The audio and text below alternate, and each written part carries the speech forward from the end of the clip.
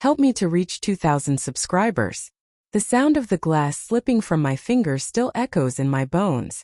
It shattered on the kitchen tile like a scream, sharp and piercing, because of what I saw in my husband's eyes at that exact moment. Not confusion, not playful annoyance, not even jealousy. It was something far colder. A knowing silence that wrapped around my ribs and pulled tight. I had just made a flirty joke about another man. Something harmless in my mind. Something I assumed my husband, Daniel, would laugh at the way he always did. But instead he stared at me as if I had confirmed a suspicion he had been carrying alone for months. His stillness terrified me more than any raised voice could have. I forced a smile even though the air between us felt heavy enough to choke on. I could hear the hum of the refrigerator, the faraway honk of a car outside, my heartbeat thudding like a desperate fist against a locked door.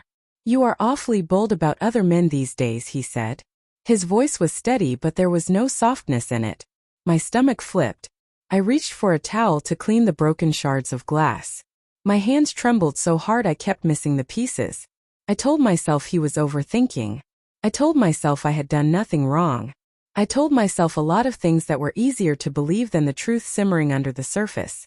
Daniel walked closer. His footsteps were slow, deliberate, almost cinematic in the worst possible way. I felt the warmth of his presence behind me as I crouched on the floor. "Is there something you want to tell me, Mia?" Just my name on his lips made me flinch. I swallowed, tasting guilt even before I could justify any. I tried to laugh it off. "You know I was kidding. I always joke like that. Not like this. Not lately." His words landed with a precise cruelty that was not intentional. It was worse because it was honest. For months I had felt something shifting. He asked fewer questions. He laughed less. He stayed silent during long dinners, staring at me with a searching look that made me feel exposed even when I did nothing wrong. At least nothing I thought was wrong. Slowly I rose to my feet, wiping my palms on my jeans. The kitchen light flickered, humming in a way that seemed to vibrate through my skull. "Daniel, please talk to me.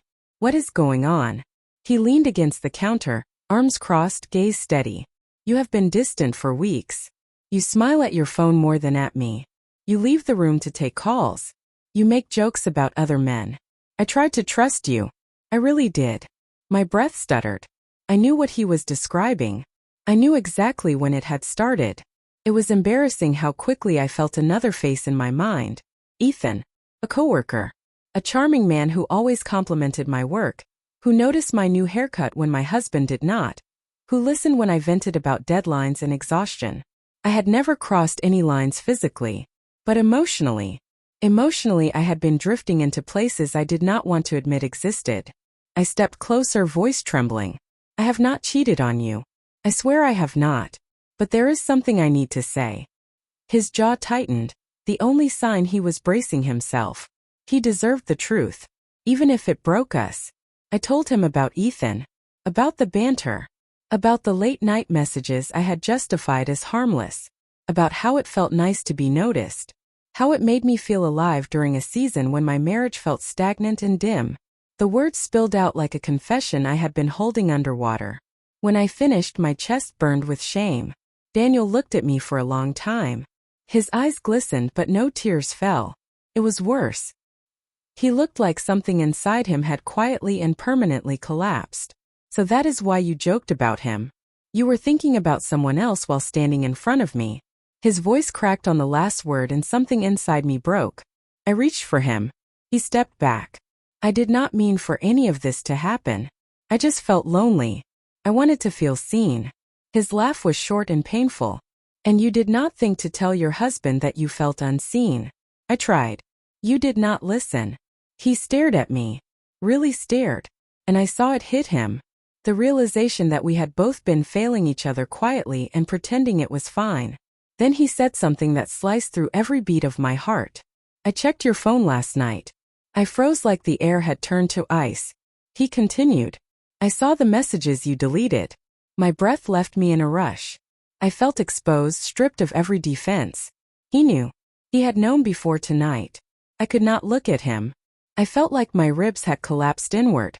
Daniel finally stepped close enough for me to feel the heat of his anger and heartbreak.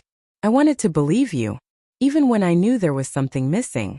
But tonight, that joke, watching you laugh about another man, it felt like you were showing me the truth with a smile. My eyes blurred. I shook my head helplessly. Daniel, please. It never became anything more. But it became enough, he said quietly. His quiet was the cruelest thing I had ever heard. Then he walked past me. Calm. Slow. Final. Where are you going? I whispered. Somewhere you are not. The door closed behind him with the softest click. A small sound that felt louder than any scream. And in the silence that followed, I finally understood the deepest truth. You can betray someone long before you ever touch another person.